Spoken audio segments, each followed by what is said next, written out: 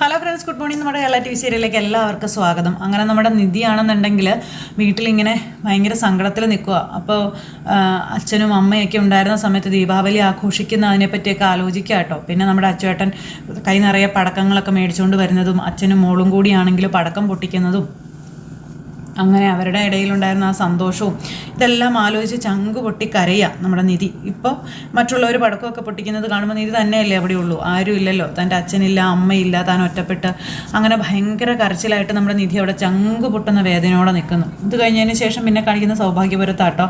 അവിടെ ഭയങ്കര ഒരുക്കങ്ങളും കാര്യങ്ങളും, വീടിൻ്റെ ഫ്രണ്ടിൽ തന്നെ വലിയൊരു നിലവിളക്കൊക്കെ കൊണ്ടുവച്ച് അവർ വിളക്ക് കത്തിക്കാനായിട്ട് എല്ലാവരും ഒക്കെ വരുന്നു. അങ്ങനെ എല്ലാവരും കൂടെ വരുന്ന സമയത്ത് അങ്ങനെ എല്ലാവരും വിളക്ക് കത്തിക്കാനൊക്കെ ആയിട്ട് അങ്ങ് വന്നപ്പോഴത്തേക്കും നമ്മുടെ ഭവാനി മാത്രം അവിടെ ഇല്ല. ഭവാനി എവിടെയെന്ന് ചോദിച്ചു. അപ്പോൾ ഭവാനി എല്ലാവരോടും പിണങ്ങി മാറി നിൽക്കുകയാണെന്നാണ് എല്ലാവരും വിചാരിച്ചത്. സത്യം കൊണ്ടു കൊടുത്ത സാരിയൊക്കെ കൊടുക്കാൻ മടിയായിട്ട്. അപ്പോൾ അമ്മ ഇപ്പോൾ വരും എന്ന് അഞ്ജന ഇങ്ങനെ പറയണു. അപ്പോൾ ഇവിടെ നോക്കുമ്പോഴത്തേക്കും സത്യം കൊടുത്ത സാരിയൊക്കെ കൊടുത്ത് ഭവാനി അവിടെ നിന്ന് ഇങ്ങനെ ഇറങ്ങി വരിക ഭയങ്കര ആളായിട്ട്. അപ്പോൾ എല്ലാവർക്കും ഭയങ്കര സന്തോഷമായി. ഭവാനി ഇങ്ങനെ വന്ന് നിൽക്കുന്നത് കണ്ടപ്പം മോളെ അമ്മയ്ക്ക് സന്തോഷമായി, നല്ലൊരു ദിവസമായിട്ട് ഇതിൻ്റെ മനസ്സൊന്ന് മാറിയല്ലോ എന്ന് അമ്മ ഇങ്ങനെ ഭവാനിയെ പറ്റി പറയുക. അമ്മേ നമുക്ക് വിളക്ക് കൊളുത്താമെന്ന് പറഞ്ഞു സത്യം. അങ്ങനെ എല്ലാവരും കൂടെ വിളക്കൊക്കെ കൊളുത്തുന്നു. പിന്നെ അവിടെ ആഘോഷങ്ങളും കാര്യങ്ങളും ഒക്കെയാണ് കേട്ടോ. അങ്ങനെ ഭവാനിയോട് വിളക്ക് കത്തിക്കാൻ പറയുമ്പോൾ ഭവാനി ഇങ്ങനെ മാറി നിൽക്കുക. വാങ്ങിച്ച് കത്തിക്കും മോളെ എന്ന് പറഞ്ഞു. അതിനുശേഷം പിന്നെ ഭവാനി മനസ്സോടെ സത്യം ഇങ്ങനെ തുറിച്ചു നോക്കിക്കൊണ്ട് ഇങ്ങനെ വിളക്ക് കത്തിക്കുക. സത്യയ്ക്ക് നേരം കാര്യം മനസ്സിലായി, പക തന്നെയാണ് കണ്ണുകളിൽ തിളങ്ങുന്നതെന്ന്. അങ്ങനെ തൻ്റെ ജീവിതം കുളം തോണ്ടിയവനോടുള്ള കലിപ്പിൽ ഭവാനി ഇങ്ങനെ അവിടെ നിൽക്കുവാണ്. പക്ഷെ മറ്റാർക്കും അത് മനസ്സിലായില്ല. അങ്ങനെ സത്യം എല്ലാവരുടെയും കൂടെ നിന്ന് എല്ലാ കാര്യങ്ങളൊക്കെ ചെയ്തു. അപ്പോഴത്തേക്കും എന്തേ നമ്മുടെ അജയുടെ കൂട്ടുകാരൻ വക്കീൽ നമുക്കിന്ന് ആഘോഷം തുടങ്ങിയാലോ, ഒരുപാട് ഐറ്റംസ് പൊട്ടിക്കാനുള്ളതെന്ന് പറഞ്ഞു. അങ്ങനെ അവരെല്ലാവരും കൂടെ പടക്കം പൊട്ടിക്കാനും ഒക്കെ പോയി കഴിഞ്ഞപ്പോഴത്തേക്കും അമ്മയും മോളും കൂടെ മാറി നിന്ന് അമ്മ ആള് കൊള്ളാമല്ലോ, രാവിലെ വലിയ ഷോയൊക്കെ കാണിച്ചിട്ട് വല്യച്ഛൻ വാങ്ങി തന്ന ഈ സാരി തന്നെ അങ്ങ് കൊടുത്ത് വന്നല്ലേ എന്നൊക്കെ മോള് ചോദിക്കുക. അങ്ങനെ കേട്ടിട്ട് മോൾ അവിടുന്ന് അങ്ങോട്ടേക്ക് പോയി. പറഞ്ഞിട്ട് മോൾ അങ്ങോട്ടേക്ക് പോയി. ഇതൊക്കെ കേട്ട അമ്മ ഒരു ചിരിയും ചിരിച്ചിങ്ങനെ നിൽക്കുന്നു. നിനക്കറിയില്ല മോളെ ഈ ഭവാനിയെ, നിനക്കെന്നല്ല ഈ വീട്ടിലോ ഈ ഭൂമിയിലോ ആർക്കും അറിയില്ല ഭവാനിയെ. എൻ്റെ കണക്ക് കൂട്ടലുകൾ തെറ്റിക്കാൻ ഞാൻ ആരെയും അനുവദിക്കില്ല എന്നൊക്കെ ഭവാനി ഇങ്ങനെ ആരായാലും കൊത്തിക്കും ഞാനെന്നൊക്കെ പറഞ്ഞ് ഭയങ്കര ഇതിലിങ്ങനെ നിൽക്കുക കേട്ടോ ഭവാനി ഉള്ളിൽ പറഞ്ഞുകൊണ്ട്. പിന്നെ അവരെല്ലാവരും കൂടെ ഭയങ്കര ഒരുക്കങ്ങൾ, അതായത് പടക്കം പൊട്ടിക്കലായി ഭയങ്കര സന്തോഷത്തിലെല്ലാവരും എല്ലാം ചെയ്യുമോ. ഈ സമയത്ത് പെട്ടെന്ന് തൻ്റെ കാമുകിയെ പറ്റിയും സ്വയം അവർ തമ്മിലുണ്ടായിരുന്ന ആ ഒരു ആഘോഷങ്ങളെ പറ്റിയൊക്കെ ആലോചിച്ച് അജയ് പെട്ടെന്ന് ഡസ്പായി. അജയ് ഇങ്ങനെ സങ്കടപ്പെട്ട് ഇങ്ങനെ നിൽക്കുകയാണ് തൻ്റെ നയനയെ പറ്റി ആലോചിച്ച്. അപ്പോഴത്തേക്കും ദേ വരുന്നു നമ്മുടെ മുതൽ അഞ്ജന അജയെ കെട്ടിപ്പിടിക്കാനൊക്കെ ആയിട്ട്. അജയ നേരത്തേക്ക് ഒഴിഞ്ഞു മാറി അവിടെ നിന്ന് പോവുക. പിന്നെ രാവിലെ ആയി. നമ്മുടെ ഭൂമി അവിടെ വീടും മുറ്റവും ഒക്കെ അടിച്ച് വൃത്തിയാക്കിക്കൊണ്ടിരിക്കുന്നു. ആ സമയത്താണ് അങ്ങോട്ടേക്ക് നന്ദിനി ചേച്ചി വരുന്നത്. അപ്പം നന്ദിനി ചേച്ചി വന്നു കഴിഞ്ഞപ്പോഴത്തേക്കും ഭൂമി അവിടെ തൂത്തുവാരലും കാര്യങ്ങളൊക്കെ ചെയ്തുകൊണ്ടിരിക്കുകയല്ലേ. ചേച്ചി വന്നിട്ട് ചോദിച്ചു, മോൾ എന്തിനാ ഇതൊക്കെ ചെയ്യണേന്ന് ചോദിച്ചു. ഞാൻ അടിച്ചു വാരത്തില്ലായിരുന്നെങ്കിൽ ഞാൻ ചെയ്യാമെന്ന് പറഞ്ഞു. വേണ്ട ചേച്ചി ഞാൻ ചെയ്തോളാമെന്ന് പറഞ്ഞു.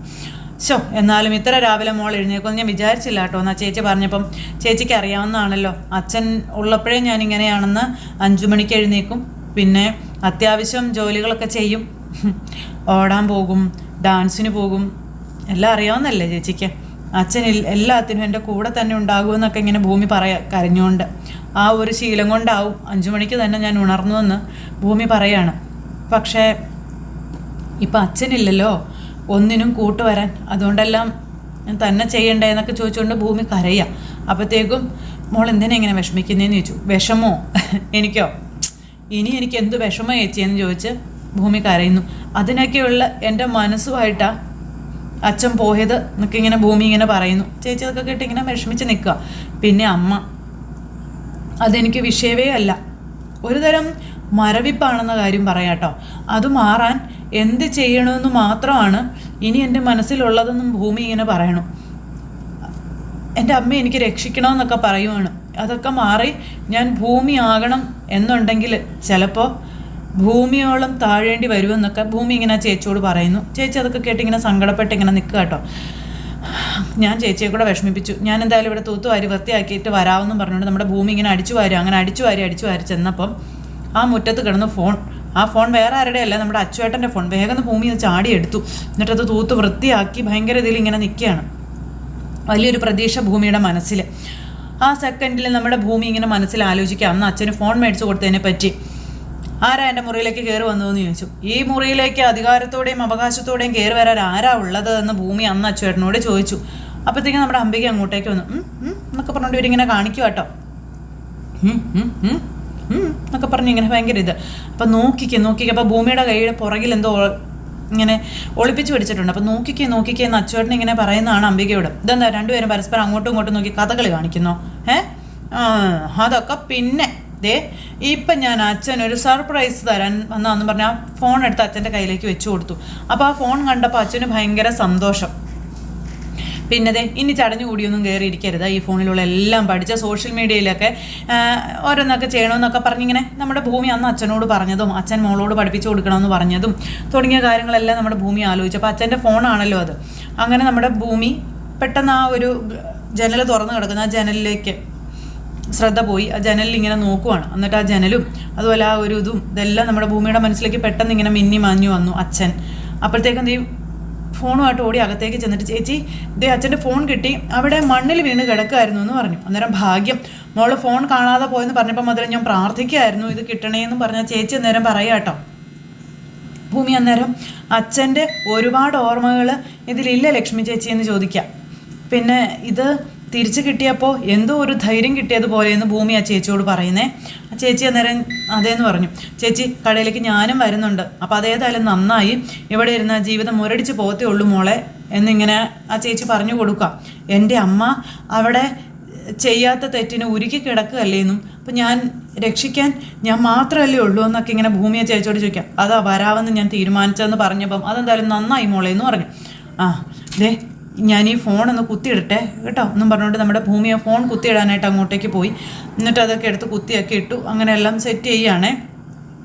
അന്ന് അച്ചുവേട്ടന് അതെല്ലാം വീഡിയോയിൽ പിടിക്കാൻ വേണ്ടി ഫോൺ അവിടെ ഓണാക്കി വെച്ചിരുന്നല്ലോ. എന്തോ ഭാഗ്യത്തിന് ഫോണിലെല്ലാ കാര്യങ്ങളും ഉണ്ടാവണം. അങ്ങനെ നമ്മുടെ ഭൂമി അതെല്ലാം കുത്തിയിട്ട് ആ ഫോൺ അവിടെ അങ്ങനെ വെച്ചേക്കുന്നു. എന്തായാലും അച്ചുവേട്ടൻ്റെ ഫോണിൽ നിന്ന് ആ ഒരു വലിയ തെളിവ് കിട്ടിയാൽ മതിയായിരുന്നു. എന്തായാലും അതെല്ലാം കഴിഞ്ഞ് പിന്നെ കാണിക്കുന്ന സൗഭാഗ്യപരം കേട്ടോ. അവിടെ ഇരുന്ന് നമ്മുടെ സംഗീത പച്ചക്കറിയൊക്കെ അരിയുമ്പോൾ അങ്ങോട്ടേക്ക് അഞ്ജന വരുക. എന്താ മോളെ പതിവില്ലാതെ അടുക്കളയിലേക്ക്? അപ്പോൾ ഒന്നുമില്ല അപ്പച്ചി ചുമ്മാ.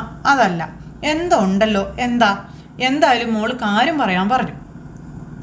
അപ്പോൾ അത് പിന്നെ അപ്പച്ചി ഇവിടെ എല്ലാവരും കൂടെ എടുത്ത തീരുമാനമല്ലേ എൻ്റെ അജയുടെയും വിവാഹം എന്ന് പറയുന്നത്? അതെ, പക്ഷേ ഞാൻ പ്രതീക്ഷിക്കുന്നത് പോലൊരു താല്പര്യം അജയ് എന്നോട് കാണിക്കുന്നില്ല എന്ന് അഞ്ജന പറയാം. എന്നോടൊപ്പം ഒന്ന് പുറത്തേക്ക് വരാനോ കുറച്ച് സമയം സംസാരിക്കാനോ ഒന്നും അജയ്ക്ക് ഒരു താല്പര്യം അജയ് കാണിക്കുന്നില്ല. എന്നോട് എപ്പോഴും ദേഷ്യ, എന്നെ ഇഷ്ടമല്ലാത്തതുപോലെയൊക്കെയാണെന്നൊക്കെ പറഞ്ഞപ്പോൾ അങ്ങനെയൊന്നും ഇല്ല മോളെ, അത് മോൾക്ക് തോന്നുന്നതാ മോളെ, അവന് ഇഷ്ടമൊക്കെയാണ്. പിന്നെ അവൻ്റെ ജോലിയും ജോലി തിരക്കും ഒക്കെ മോൾക്ക് അറിയാവുന്ന കാര്യങ്ങളല്ലേ. ഒരു പോലീസുകാരനല്ലേ, ആ സ്വഭാവം കുറച്ചെങ്കിലും കാണിക്കാതിരിക്കുമോ എന്നൊക്കെ ചോദിച്ചു. അപ്പോൾ അവൻ്റെ സ്നേഹമൊക്കെ മനസ്സിലായിരിക്കുമെന്നേ, മോളത് പുറത്തേക്കൊന്ന് കൊണ്ടുവന്നാൽ മതി. പിന്നെ അവൻ മോൾ വിചാരിക്കുന്നത് പോലെ മോളോട് പെരുമാറിക്കോളും. അതിനെന്തെങ്കിലും വഴി അപ്പച്ചിക്ക് അറിയാമോ? എൻ്റെ ഐഡിയ ഒക്കെ തീർന്നപ്പച്ചി. അപ്പം എൻ്റെ കയ്യിലൊരു വഴിയുണ്ട്, അതാണ് ഞാനിപ്പോൾ ചെയ്തുകൊണ്ടിരിക്കുന്നതെന്ന് പറഞ്ഞു. അപ്പോഴത്തേക്കും അതെന്താ? അത് പിന്നെ മനസ്സിലായില്ല അല്ലേ? അതാണ് സ്വാദിഷ്ടമായ ഇഷ്ടവിഭവങ്ങൾ ഉണ്ടാക്കി കൊടുക്കുക. ഞാനീ കറക്കരിയുന്നതേ മാധവേട്ടനൊരു അവിയൽ ഉണ്ടാക്കി കൊടുക്കാൻ വേണ്ടിയിട്ടാ. ഇവിടെ ഏത് ജോലിക്കാരി വന്നാലും മാധവേട്ടൻ അവിയൽ ഞാൻ തന്നെ ഉണ്ടാക്കി കൊടുക്കണം. അതുപോലെ അജയ്ക്ക് ഇഷ്ടമുള്ളത് മോൾ ഉണ്ടാക്കി കൊടുത്താൽ അതുവഴി മോൾ ആഗ്രഹിക്കുന്നത് പോലെ അവൻ്റെ മനസ്സിലേക്ക് ഇടിച്ച് കയറാൻ പറ്റും. അതിൻ്റെ ആദ്യത്തെ വാതിൽ ചിലപ്പോൾ തുറന്ന് കിട്ടിയാലോ. ഇനി ചിലപ്പോൾ അവൻ ഇഷ്ടമുള്ളൊരു ഡിഷ് ഏതാണെന്നും അതുണ്ടാക്കാനും മോൾക്ക് ഞാൻ പഠിപ്പിച്ചു തരാമെന്ന് പറഞ്ഞു. അതൊന്നും വേണ്ട, എനിക്കൊരു വെറൈറ്റി ഐറ്റം അറിയാം, അത് നല്ല ടേസ്റ്റാണ്, അജയ്ക്ക് എന്തായാലും അത് ഇഷ്ടപ്പെടുമെന്ന് അഞ്ജന. അത്രയ്ക്ക് സൂപ്പർ ആൻറ്റി.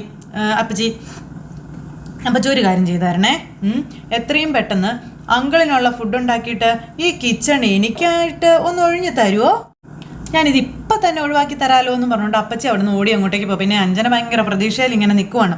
ഇതെല്ലാം കഴിഞ്ഞതിന് ശേഷം പിന്നെ നമ്മുടെ ഭൂമി അവിടെ നിന്ന് അച്ഛൻ്റെ ഫോട്ടോയ്ക്ക് മുന്നിൽ നിന്ന് പ്രാർത്ഥിക്കുക. അച്ഛാ ഞാൻ ഇറങ്ങുകയാണ്, അമ്മയെ ഇറക്കിക്കൊണ്ട് വരാൻ എന്നെ അനുഗ്രഹിക്കണം എന്നൊക്കെ നമ്മുടെ ഭൂമി ഇങ്ങനെ പറയുന്നു. അച്ഛൻ്റെ ഫോട്ടോയിൽ നോക്കി അങ്ങനെ പ്രാർത്ഥിച്ച് നിൽക്കുന്നു. അപ്പോഴത്തേക്ക് ആ ചേച്ചി അങ്ങോട്ടേക്ക് വന്നു. ഇവർ പോകാനായിട്ട് ഇറങ്ങും കേട്ടോ. അപ്പോൾ ഞാൻ ഇറങ്ങി കടയിലേക്ക് പോകുന്നു. ഇത്രയൊക്കെ സങ്കടം മോൾക്കുള്ളൂ എന്ന് ചേച്ചി ചിന്തിക്കുന്നുണ്ടോ എന്ന് ചോദിച്ചപ്പോൾ നാട്ടുകാരൊക്കെ അങ്ങനെ ഓർക്കില്ലേന്ന് ചോദിച്ചു. അങ്ങനെയൊന്നും ആരും ഓർക്കില്ല. മരിച്ചു പോയവർക്ക് ജീവിച്ചിരിക്കുന്നത് പോലെ കണ്ണിൽ കാണുന്ന കാഴ്ച മാത്രമല്ല എല്ലാം കാണാൻ കഴിയുമെന്നും എല്ലാം അറിയാമെന്നൊക്കെയുള്ള കാര്യങ്ങൾ ഇങ്ങനെ ആ ചേച്ചി ഇങ്ങനെ പറയാം. മോള് പറയാതെ തന്നെ അച്ഛനെല്ലാം മനസ്സിലാകുമെന്നും ആ ചേച്ചി പറഞ്ഞു കൊടുക്കുന്നു. അങ്ങനെ അതെല്ലാം പറഞ്ഞ് ഇവർ സംസാരിക്കുന്നു. അയ്യോ അച്ഛൻ്റെ ഫോൺ അത് ഞാൻ ചാർജിൽ വെച്ചിരിക്കുകയായിരുന്നു, ഇപ്പോൾ ഓണായി കാണും, നോക്കട്ടെ എന്ന് പറഞ്ഞുകൊണ്ട് ഭൂമിയെ ഫോൺ എടുക്കാനായിട്ട് അങ്ങോട്ടേക്ക് ചെല്ലുക. അങ്ങനെ അവിടെ ചെന്ന് ഫോൺ ഓണാക്കുക നോക്കുക കേട്ടോ. അപ്പോൾ ഭൂമി ആ ഫോൺ ഓണാക്കിക്കൊണ്ട് ഇങ്ങനെ നിൽക്കുന്ന ആ ഒരു സിറ്റുവേഷൻ കാണിച്ചുകൊണ്ട് ഇന്നത്തെ കഥ അവസാനിച്ചു. അപ്പോൾ എല്ലാവരും കാത്തിരുന്ന് കാണണം കേട്ടോ. എല്ലാവർക്കും നല്ലൊരു ദിവസം ആശംസിക്കുകയാണ്. ഇനി ആ ഫോണിൽ നിന്ന് ഭൂമിക്ക് ആ ഒരു തെളിവ് കിട്ടുമെന്നും അതനുസരിച്ച് ഭൂമി ഇനി അവിടെ ചെന്ന് എന്തൊക്കെയാണ്, അതായത് പോലീസ് സ്റ്റേഷനിൽ ചെന്ന് എന്തൊക്കെ കാര്യങ്ങളാണ് ചെയ്യാൻ പോകുന്നതെന്നൊക്കെ ഉള്ളത് കാത്തിരുന്ന് കാണാം. അപ്പോൾ എല്ലാവർക്കും ടാറ്റാ.